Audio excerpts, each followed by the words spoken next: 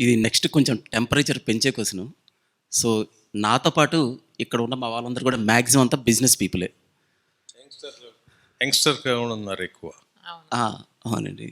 So, ఇప్పుడు మా అందరికీ ఉన్న డౌట్ ఏంటంటే, డౌట్ కాదు, ఎదురు చూస్తుంది ఏంటంటే, సెంట్రల్‌లో, స్టేట్‌లో ఎన్‌డీఏ ప్రభుత్వం గెలిస్తే బిజినెస్ పీపుల్‌కి వచ్చే అడ్వాంటేజెస్ ఏంటి?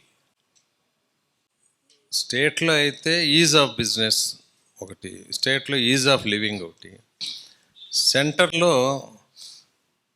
గత 10 సంవత్సరాల నుంచి ఎంత ఇంప్రూవ్ అయిందో మీకు అందరికీ తెలుసు. వికసిత్ భారత్ అంటే డెవలప్డ్ నేషన్ కింద మనం ప్రమోట్ అయ్యాం. ఇప్పుడు ఈ 10 సంవత్సరాల నుంచి చేశాం కదా.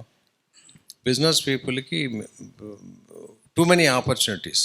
మ్యానుఫ్యాక్చరింగ్ సైడ్కి వెళితే స్టార్టప్ ఇండియా కానీ, స్టాండప్ ఇండియా కానీ, మేక్ ఇన్ ఇండియా కానీ, ఇవన్నీ చేసుకోవటానికి అనేక పథకాలు ఉన్నాయి.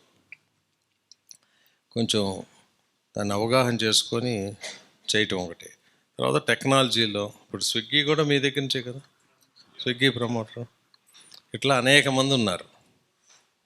విజయవాడ వాళ్ళు ఆడపిల్లలు మగపిల్లలు ఇద్దరు కూడా సక్సెస్ఫుల్గా చాలామంది ఉన్నారు. అమెరికాలో కానీ, యూరోప్లో కానీ చాలామంది. ఆశ్చర్యపోతాం మనం అసలు.